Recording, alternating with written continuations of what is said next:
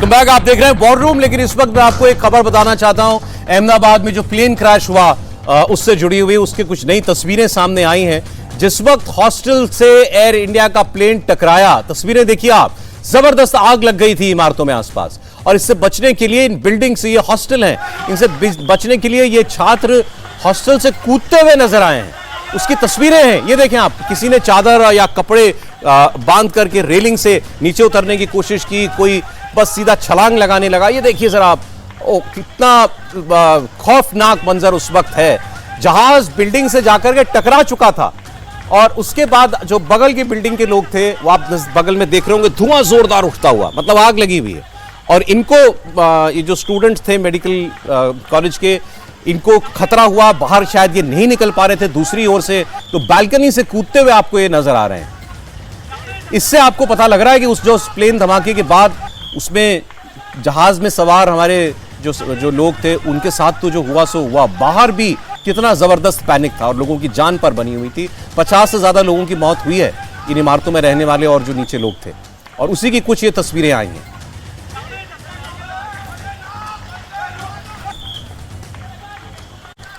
ये देखिए तस्वीरों में आप, ये वहां कई इमारतें हैं जो कि मेडिकल कॉलेज के हॉस्टल्स का और मेस का एक यूनिट है। और उन्हीं की एक बिल्डिंग से जाकर के प्लेन पहले एक इमारत से टकराता है जिसमें मेस थी, फिर उसके बाद बगल में 2-3 लगी हुई इमारतें हैं, उनमें हॉस्टल बने हुए थे, उनसे जाकर के प्लेन के बड़े बड़े हिस्से जाकर के टकराते हैं जिनमें आग लगी हुई थी। इमारत भी जलने लगती है और उसी आग से बचने के लिए आप देख रहे हैं लोगों के अंदर, ये देखिए अब और तस्वीर दिखाई देती है, पूरे इलाके में आग लगी हुई है और इससे बचने के लिए लोग बिल्डिंग से कूद रहे हैं।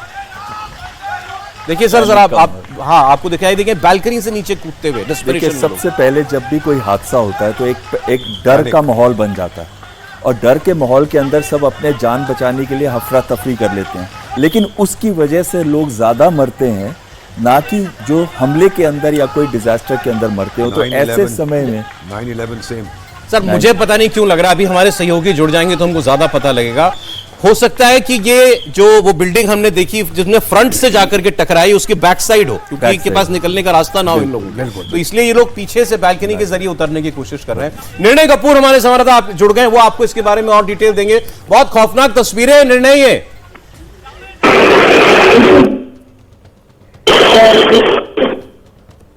बिल्डिंग के साथ ऑप्शन है। निर्णय आपकी आवाज नहीं आ रही है, मैं दोबारा कहता हूं आपसे, हम आपसे जो आप ज्वाइन करें हमें। लेकिन तस्वीरों को आप देखिए जरा, आग की लपटें चारों तरफ फैली हुई थी और इसमें जब इन स्टूडेंट्स को कोई रास्ता नहीं मिला बाहर निकलने का, बचने का, तो कैसे ये लोग पीछे बालकनी के रास्ते से उतरने की कोशिश कर रहे हैं। आप इनके अंदर जो डर होगा उसको जरा इमेजिन कीजिए कि इनको ये रास्ता जो है वो चुनना पड़ा, क्योंकि सामने की तरफ आग लगी हुई थी, जहाज के टुकड़े आकर बिल्डिंग से टकराए थे और वो बिल्डिंग भी काफी हद तक डैमेज हो गई थी फ्रंट की तरफ से।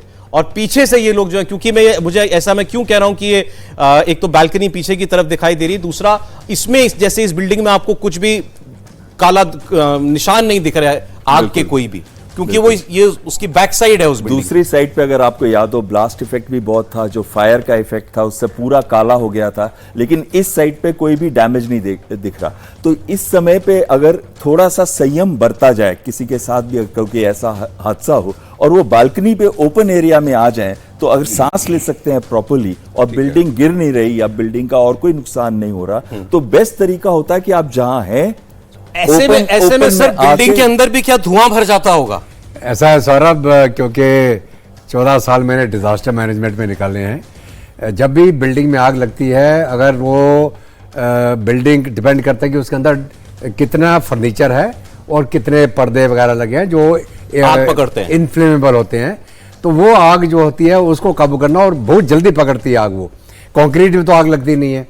तो अगर आप 5 स्टार होटल में देखें, कारपेट्स हैं, वो हैं, और बल्कि जब स्पेशल फोर्सेस कोई हॉस्टल रेस्क्यू में जाते हैं, आपने स्टंट ग्रेनेड भी अगर फेंक दिया वो बिल्डिंग में आग लग जाती है। तो हमेशा जो कमांडो अपने साथ में फायर फाइटर लेके जाता है। अभी जहाँ तक यहाँ का सवाल है, इतना बड़ा जो फायर आग का गुब्बारा बना, 1,26,000 लीटर जो फ्यूल बर्न हुआ, एक तो होता है वो हवा को सक करता है, ऑक्सीजन को सक कर लेगा जब आग लगेगी, और साथ में हीट जनरेट होगी। अभी जब ये जहाज क्रैश हुआ था तो इसका जो आगे वाला पोर्शन था वो बिल्डिंग के थ्रू गया, इसी बिल्डिंग के थ्रू गया, विंग पीछे थे जो पीछे टूटे और फिर आग लगी। तो ये जो लोग थे इनको परली तरफ निकलने का रास्ता नहीं था क्योंकि उसमें जहाज था। वो जो एक पैसेंजर 11A से निकला है वो इसलिए निकल पाया क्योंकि उसे बाहर खुली जगह मिल गई। एक बार सर निर्णय के पास फिर हम चलते हैं, वो अब शायद आवाज क्लियर हो उनकी। निर्णय, तस्वीर में जो दिखाई दे रहा है ये कौन सा हिस्सा है बिल्डिंग का जिससे ये बच्चे जो है नीचे कूदते हुए दिख रहे हैं?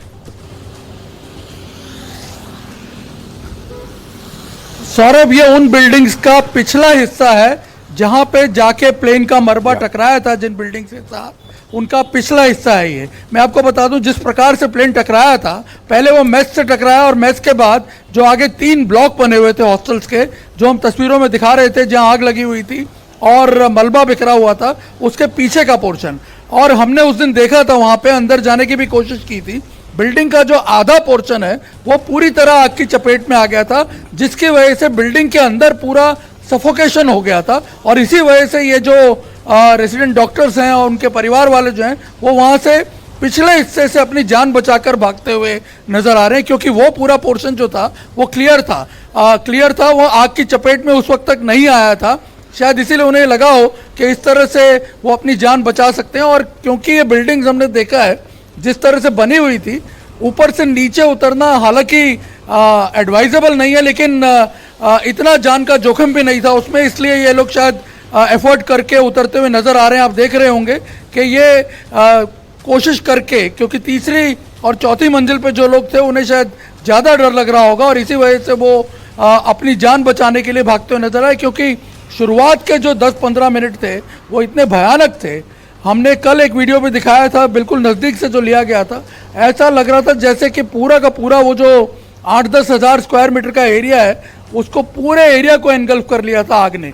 और फायर ब्रिगेड की टीम्स भी जब वहाँ पहुँची थी तब फायर ब्रिगेड को उस एरिया को कंट्रोल करने में, डोमिनेट करने में करीब 20-1 मिनट का समय लगा था। वहाँ जो खाली एरिया था उधर से आग को डिफ्यूज़ करने में, और बिल्डिंग तक पहुँचने में करीब 20-22 मिनट का समय लग गया था आग को बुझाने के लिए।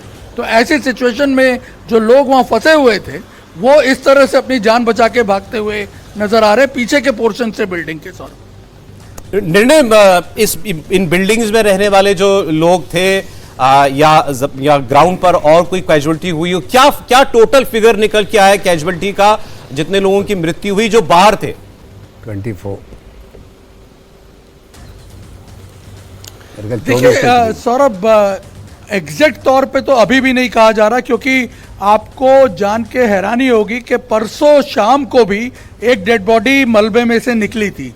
हालांकि अब जो है मलबा वो कंप्लीटली क्लियर कर दिया गया, और हमें ये भी बताया गया है कि जो टोटल अभी तक अनुमान लगाया गया उसमें कई ऐसे लोग हैं और ज़्यादातर उनके बारे में ये माना जा रहा है कि वो विमान के अंदर जो ट्रैवल कर रहे थे लोग वो थे जिनके अवशेष अभी तक नहीं मिले हैं।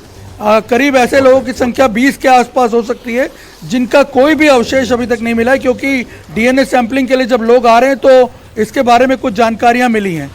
रही बात ग्राउंड के लोगों की, तो जिस प्रकार के आंकड़े अभी तक सामने आ रहे हैं, अराउंड 297 के आसपास जो कैजुअलिटीज़ हैं उनकी बात सामने आ रही है। अगर उसमें से 241 लोग जो प्लेन में शामिल थे, जो ट्रैवल कर रहे थे, उनको अगर आप माइनस कर दें तो करीब 56 के आसपास ये फिगर आ रहा है जो ग्राउंड पे थे, जिसमें ये हॉस्टल में भी लोग थे, मेस में भी लोग थे और आसपास कंपाउंड में। और इनफैक्ट मैं आपको बता दूं कि जो बाहर जो सड़क जा रही है वहां तक आग चली गई थी, और सड़क में से पास होने वाले 2-3 लोग, सिक्योरिटी कैबिन में खड़े हुए लोग, एक बाहर चाय की दुकान थी, चाय की टपरी थी, उसको चलाने वाला एक आदमी, ऐसे कई लोग ग्राउंड पे मारे गए हैं जिनके ऊपर या तो मलबा गिरा है या आग की लपेट में वो आ गए हैं। तो ऐसे आंकड़ा जो बताया जा रहा है, अभी हालांकि कंफर्म नहीं है ये, लेकिन करीब 56 लोग थे ऐसे।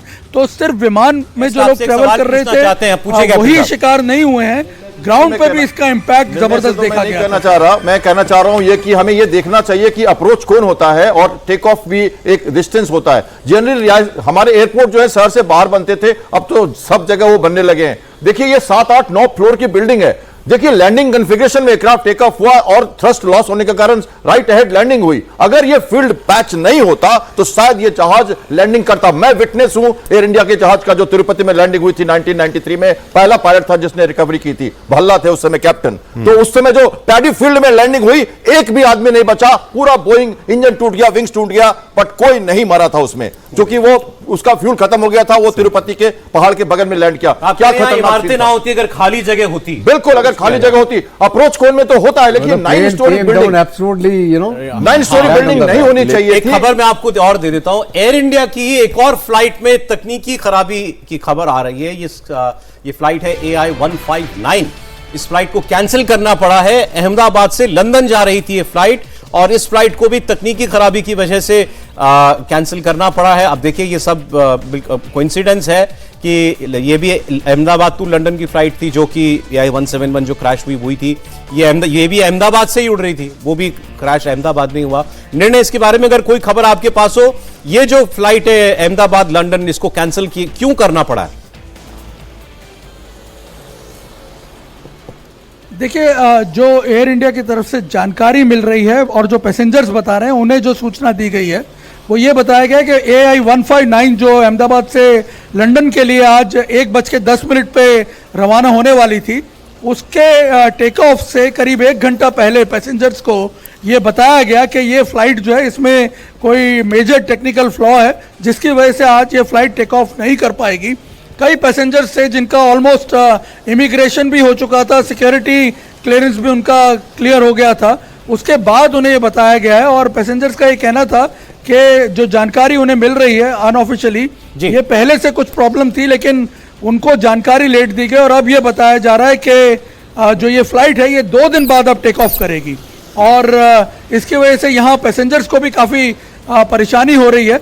लेकिन जो टेक्निकल रीज़न है, क्या किस वजह से ऐसा टेक्निकल फ्लॉ है जिससे ये फ्लाइट अब टेक ऑफ ही नहीं कर पाएगी आज के दिन, वो एग्जैक्ट रीजंस नहीं बताए गए। पर ये बताया मैं गया आपका शुक्रिया करूंगा। आपने बताया पिछली खबर पर भी किस तरीके से जो है पैनिक में उन लोगों ने बिल्डिंग से बाहर निकलने की बालकनी से कूद कर कोशिश की, और ये दूसरी फ्लाइट जो अभी कैंसिल हुई है, सुरक्षा सबसे ऊपर है, उसकी वजह से कोई अगर फ्लाइट कैंसिल होनी पड़े असुविधा भी होती है लोगों को, लेकिन समझना चाहिए कि खासकर ऐसे हादसे के बाद कोई रिस्क लेने का सवाल ही नहीं है। बहुत शुक्रिया निर्णय आपका। हम बात कर रहे थे इजराइल और ईरान की लड़ाई की, और उसमें अब अमेरिका के राष्ट्रपति ट्रंप का यह कहना कि कुछ बड़ा करने वाला हूं मैं, G7 समिट छोड़कर के वो आ गए। तो ये चर्चा थी कि क्या अब अमेरिका खुद सीधे ईरान के ऊपर हमला करेगा। इस बीच हमारी चिंता भारत की है कि वहां जो करीब 10,000 के लोग हैं उनको हम बाहर कैसे निकालें। तो भारतीयों को ईरान से निकालने का अभियान तेज कर दिया गया। पहले बैच में 100 भारतीय नागरिक जो हैं वो ईरान से सड़क के रास्ते आर्मेनिया भेजे गए, मैंने आपको बताया, और आर्मेनिया से अब इनकी फ्लाइट भारत आएगी। कुछ हमारे पास कुछ मैप्स हैं, कुछ नक्शे हमें दीजिएगा जरा स्क्रीन पर, ताकि एक आइडिया आपको लगे कि हम कहां हैं, कहां लड़ाई चल रही है, कहां से हमें अपने लोगों को निकाल करके जो है वो लाना है। सर अगर इस पर हम लोग थोड़ा सा बता सके लोगों को, आपकी तो जिंदगियां मैप पढ़ने में बीत गई हैं। मैं भी बताऊंगा। हाँ जी प्लीज आइए सर, आइए सर, आ जाए प्लीज।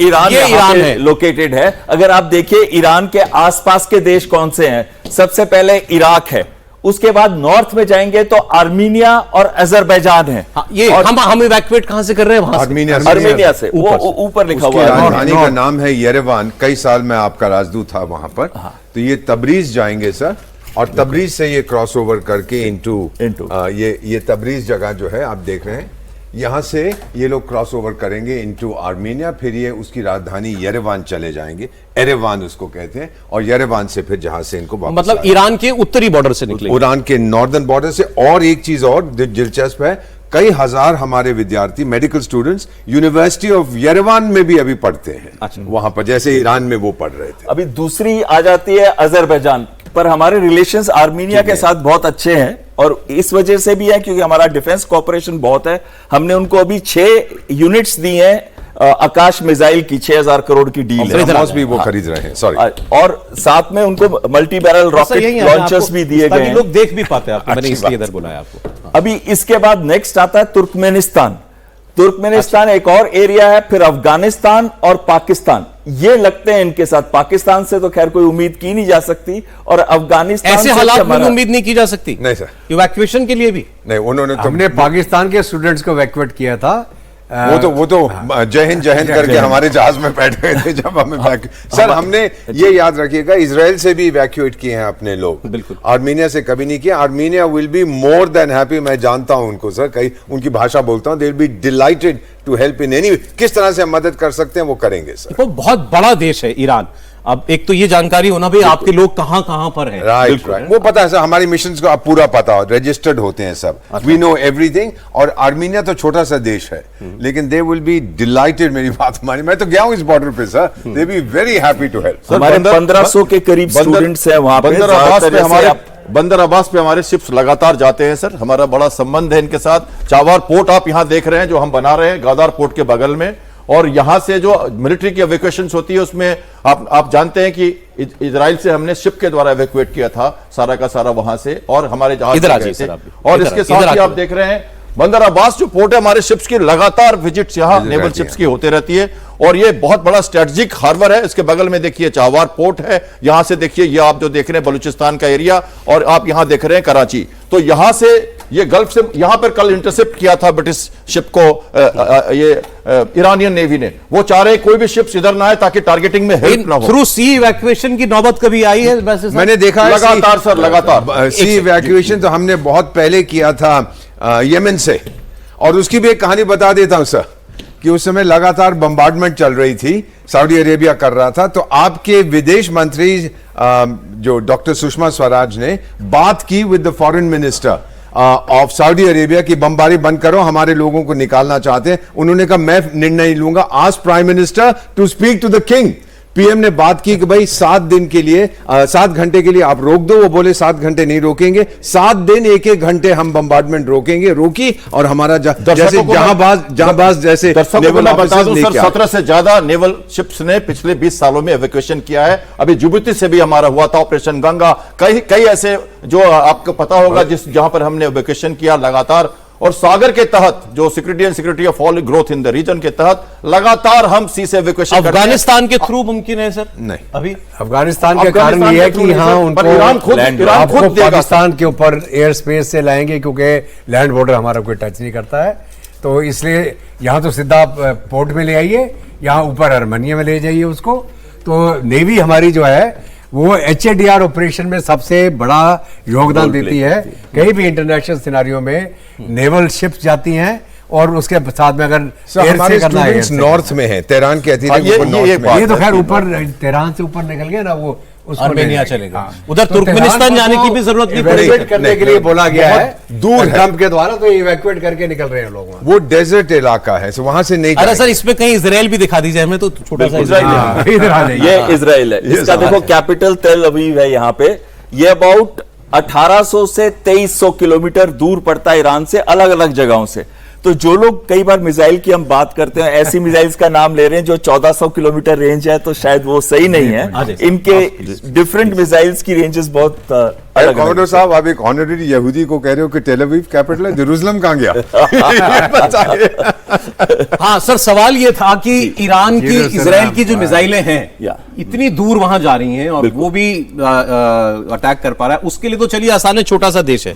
लेकिन इजराइल के लिए, और अगर अब यूएस आता है इतने बड़े मुल्क में, और उसने भी स्प्रेड कर रखा होगा अपने सारे एसेट्स को, कितना मुश्किल होगा। देखिए, सबसे इंपॉर्टेंट एसेट जो यूएस का है, अगर हम देखें यहां से इंडिया से, वो डीगो गार्शिया अबाउट 2000 किलोमीटर दूर है। वहां पे उसके स्ट्रेटेजिक बॉम्बर्स प्लेस होते हैं, और वो स्ट्रेटेजिक बॉम्बर्स हैं B-52 और B-2, ज्यादातर उसको रखता है, और KC-135 रिफ्यूलर्स को, जो हवा में ही ईंधन भर देते हैं जहाज के अंदर। तो अगर वहां पे पोजीशन करता है अपना B-2, बिकॉज आपने बात करी थी बंकर बस्टिंग बॉम्ब्स की, तो अगर बंकर बस्टिंग बॉम्ब B-2 इसलिए कैरी कर सकता है, उसका पेलोड 18,000 kg तक का है, मतलब 18,000 kg के वो बॉम्ब्स कैरी कर सकता है, और इसका एक बॉम्ब का वेट है 13,600 kg।